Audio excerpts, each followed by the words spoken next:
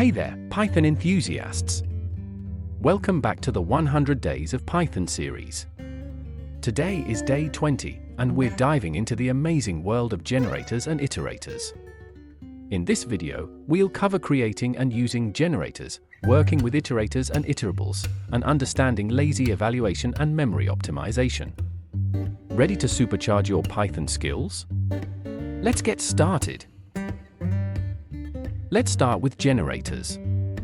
Generators are a simple way to create iterators using a function that yields values one at a time, instead of returning them all at once. Here's a basic example of a generator function.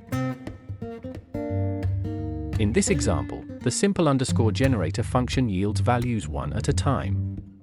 Each call to next retrieves the next value from the generator. Generators can also be used to generate an infinite sequence of values. This infinite_sequence generator yields an endless sequence of numbers.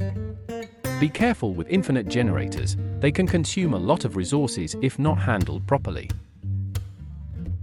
Next, let's talk about iterators and iterables. An iterable is an object that can return an iterator, and an iterator is an object that represents a stream of data. Here's an example of using iterators and iterables. In this example, my_list is an iterable, and my_list returns an iterator. The next function retrieves elements from the iterator one by one. You can also create custom iterators by defining iter and next methods in a class. Here, the counter class is an iterable that counts from a low number to a high number. Finally, let's talk about lazy evaluation and memory optimization. Generators and iterators are great for handling large datasets because they generate items one at a time, only when needed. Here's an example of a generator function that reads a large file line by line.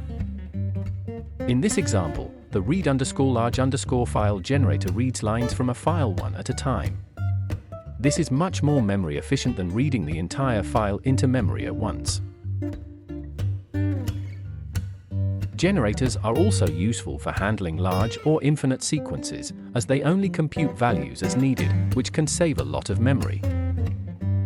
And there you have it, folks, an in-depth look at generators and iterators in Python. You've learned how to create and use generators, work with iterators and iterables, and understand the benefits of lazy evaluation and memory optimization. If you found this video helpful, don't forget to hit the like button, subscribe, and ring that bell for more awesome Python content. See you tomorrow for day 21. Keep coding!